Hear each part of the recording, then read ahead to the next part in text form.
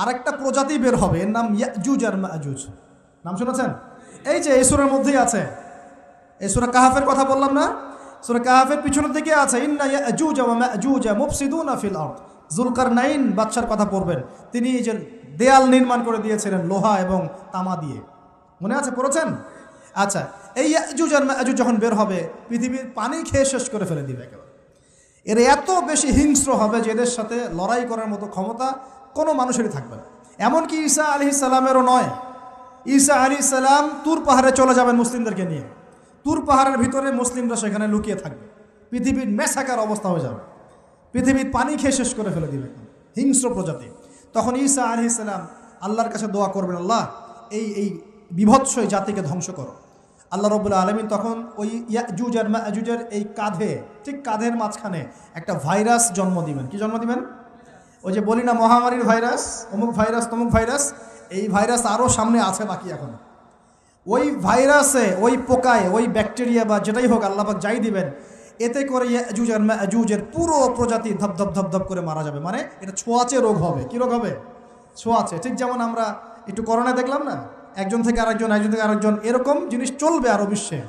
আর এখনকার নতুন রিসার্চ হচ্ছে ওই সাইবেরিয়া অঞ্চলের যে বরফগুলো আছে না, ওর নিচে এই 1 লাখ বছর, 1.5 লাখ বছর, 2 লাখ বছর আগের ভাইরাসগুলো নতুন করে জায়গা শুরু করেছে এখন।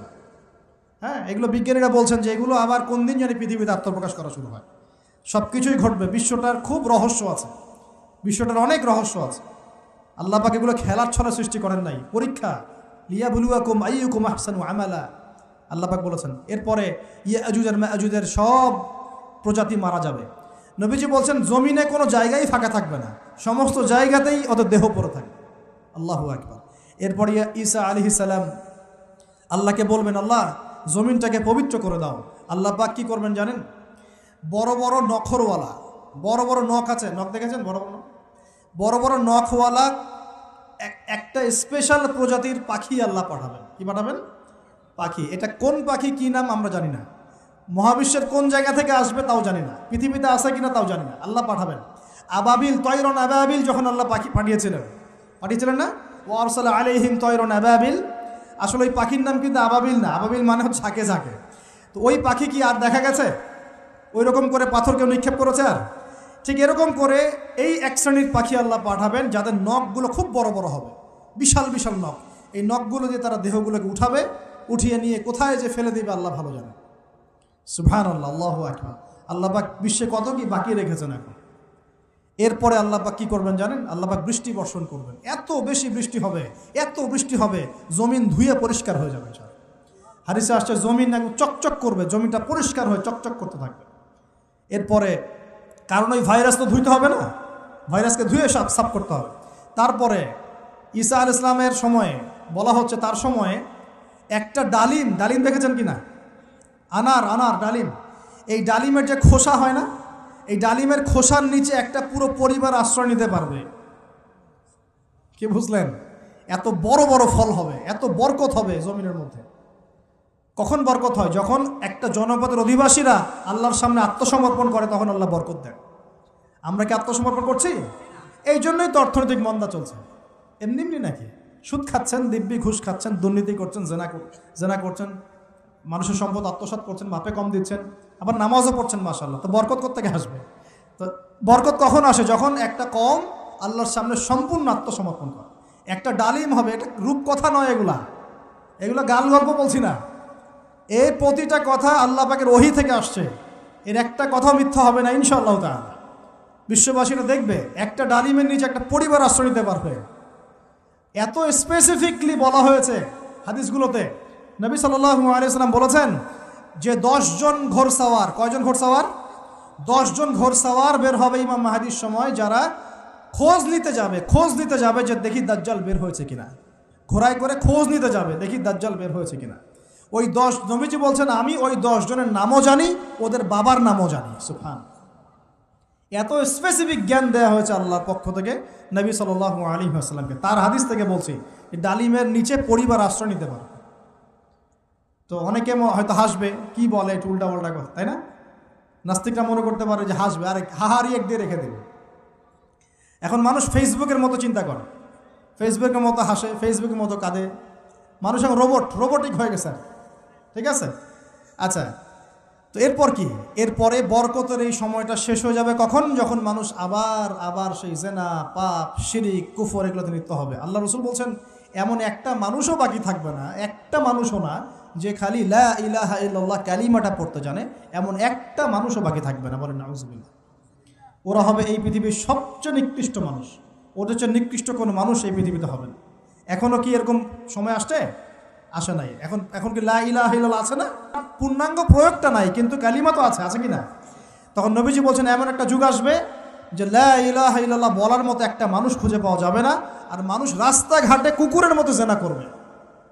রাস্তাঘাটে কুকুর যেমন সঙ্গম করে না রাস্তাঘাটে, ওই রকম করে মানুষ রাস্তাঘাটে জেনা করবে। ওই সময়ে আল্লাহ রাব্বুল আলামিন পশ্চিম দিক থেকে সূর্য উঠাবেন। কোন দিক থেকে?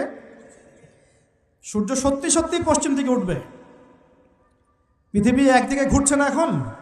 কে জানে আল্লাহ পাক পৃথিবীর ঘূর্ণন থামিয়ে উল্টা দিকে ঘোরাতে পারেন না? অবশ্যই পারেন। আল্লাহ পাকের জন্য এটা খালি বলা, কুন ফায়াকুন, হও হয়ে যাও, ব্যাস। পুরো বিশ্বের বড় বড় ডিপার্টমেন্টগুলো কারা নিয়ন্ত্রণ করছে? আমরা নিয়ন্ত্রণ করছি? জি না। এমনকি খ্রিস্টানরাও নিয়ন্ত্রণ করছে না, বরং ওরাই নিয়ন্ত্রণ করছে। আপনাকে গভীরে ঢুকতে হবে তো। তার মানে সে আত্মপ্রকাশ না করলেও তার অনুসারীরা তো মাশাআল্লাহ শক্তিশালী হয়ে গেছে কি না? তার মানে সময় কাছে না দূরে? কাছে। এটা বোঝার জন্য কি ভবিষ্যৎবাণী করা লাগে? গণক হওয়া লাগে? জ্যোতিষী হওয়া লাগে? এটা বোঝার জন্য কোরআন সুন্নাহর সাথে শেষ জামানা স্টাডি করলেই হয়। Economics, world affairs, history study করলেই বুঝতে পারেন, হৃদয়ের চোখ খুলে যাবে ইনশাআল্লাহ তাআলা। আল্লাহ পাক বোঝার তৌফিক দান করুন। এখন সে বের হয়ে বিশ্বটাকে শাসন করবে ঠিকই, কিন্তু তার সাথে লড়াই করার ক্ষমতা ওই সময় মুসলিমদের থাকবে না। তখন আল্লাহ পাক পাঠাবেন ওই যে সত্যিকারের মাসিহ ঈসা আলাইহিস সালাম। কাকে পাঠাবেন? তিনি নামবেন সিরিয়ায়। কোন দেশে? সিরিয়ার দামেশকে তিনি নামবেন দুজন ফেরেশতার কাঁধে ভর দিয়ে।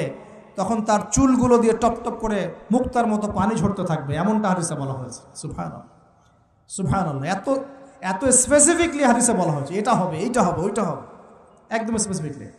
তারপরে ঈসা আলাইহিস সালাম তিনি যখন ওই মুসলিমদেরকে পেয়ে যাবেন, তাকে ইমামতি করতে বলা হবে। ঈসা আলাইহিস সালাম বলবেন, না, আমি ইমামতি করতে পারবো না। ইমামতি এই উম্মতের জন্যই করা হয়েছে। বলেন সুবহানাল্লাহ। আমাদের ইমাম ইমামতি করবেন, তিনি পিছনে মুক্তাদি হবেন। একজন নবী মুক্তাদি হবেন আর ইমাম ইমামতি করবে, চিন্তা করতে পারেন? এরপর নামাজ শেষ হওয়ার পরে বলবেন তিনি, দরজা খুলে দাও, দরজা খুলে দাও। এটার ব্যাখ্যা আমার কাছে মনে হয় হয়তোবা তখন অবরোধ থাকবে, অবরোধটাকে তিনি ভেঙে দিতে বলবেন হয়তোবা, আল্লাহ ভালো জানেন। কারণ দরজা খুলে দাও এর ব্যাখ্যা কী হতে পারে? কিসের দরজা খুলে দাও? কিসের বাঁধন খুলে দাও? নিশ্চয় একটা বাঁধনে মুসলিমদেরকে বেঁধে ফেলা হবে। তিনি ওটার বিরুদ্ধে মুসলিমদেরকে ঝাঁপিয়ে পড়তে বলবেন। তখন দাজ্জালের সাথে তার দেখা হবে। কোন দাজ্জাল? সত্যিকারের দাজ্জালের সাথে ঈসা আলাইহিস সালামের দেখা হবে। এবং ঈসা আলাইহিস সালামকে দেখা মাত্রই দাজ্জাল গলতে শুরু করবে। কি করবে? গলতে শুরু। লবণ যেমন গলে যায় না তাপ দিলে, এমন করে গলতে শুরু করবে। এবং ঈসা আলাইহিস সালামের নিঃশ্বাসে আল্লাহ পাক একটা অন্যরকম ক্ষমতা দিবেন। ঈসা আলাইহিস সালামের নিঃশ্বাস যতদূর পর্যন্ত যাবে দাজ্জাল পালাতে থাকবে। তার নিঃশ্বাস গিয়ে দাজ্জালের গায়ে লাগা পরে দাজ্জাল ওইখানেই মারা যাবে। আল্লাহ পাক এই শুধু তাকে নয়, তার সমস্ত অনুসারীদেরকে আল্লাহ পাক সেখানে মেরে ফেলবেন ইনশাআল্লাহ। মুসলিমদের হাতে। কার হাতে? মুসলিমদের হাতে। এটার জায়গাটা মেনশন করা আছে, বাবেলুদ নামক জায়গা। কোন জায়গা? বাবেলুদ। যান গুগল সার্চ করে দেখেন বাবেলুদ কোন জায়গায় আছে। আমি বলে দিব না, দেখেন কোন জায়গায় আছে, কারা ওটা নিয়ন্ত্রণ করছে দেখেন। ওইখানে দাজ্জাল মারা যাবে। মানে সত্যিকারের মাসিহের হাতে মিথ্যা মাসিহ মারা যাবে ইনশাআল্লাহ, ঠিক আছে? এবং তার অনুসারীদের পতন হবে। এরপরে ঈসা আলাইহিস সালাম এই ক্ষমতাটা দখল করবেন এবং সারা বিশ্বে তিনি শান্তি শৃঙ্খলা কায়েম করবেন। একজন ন্যায়পরায়ণ শাসক হবেন ইনশাআল্লাহ তাআলা। এবং তিনি নতুন কোনো শরীয়ত নিয়ে আসবেন না, উম্মতে মুহাম্মাদের শরীয়ত কায়েম থাকবে ইনশাআল্লাহ। এরপরে 40 বছর তিনি রাজত্ব করবেন। কত বছর? 40 বছর। এবং তার বিবাহ শাদীও হবে এবং তার ইন্তেকালও হবে। তাকে দাফন করা হবে নবী মুহাম্মদ সাল্লাল্লাহু আলাইহি ওয়াসাল্লামের ঠিক পাশেই। আল্লাহু আকবার। ঠিক তার পাশেই দাফন করা হবে। এরপরে মানুষ আবারও খারাপ হওয়া শুরু করবে। কেমন খারাপ হবে? ও আচ্ছা, মাঝখানে একটা কথা বলতে ভুলে গেছে। ব্যাস, আমি কয়েকদিন আগে রিপোর্ট দেখেছি, পৃথিবীর নিচে কিন্তু আগুনের স্তর আছে। আচ্ছা, জানেন তো পৃথিবীর নিচে আগ্নেয়গিরিগুলো আছে।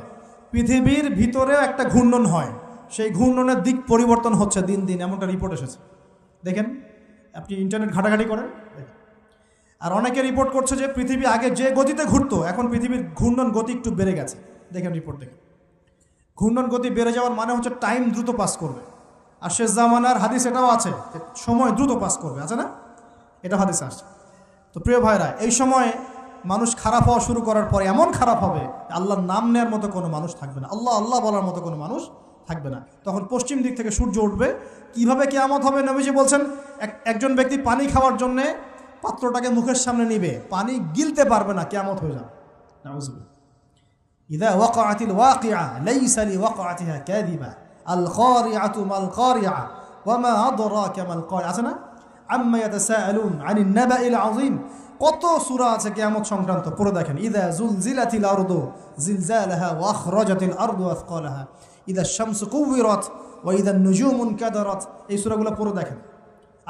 আম্মা পারার শেষ পারাটা, যেটা 30তম পারা, এর সূরাগুলো পড়ে দেখেন। কিয়ামত চোখে দেখতে পারবেন ইনশাআল্লাহ। সিংহায় ফুঁক দেওয়া হবে। আল্লাহ পাকের ফেরেশতার এত ক্ষমতা আল্লাহ দিয়েছেন, একটা ফুয়ে পুরো মহাবিশ্ব ধ্বংস হয়ে যাবে ইনশাআল্লাহ। চারটাখানি কথা নাকি?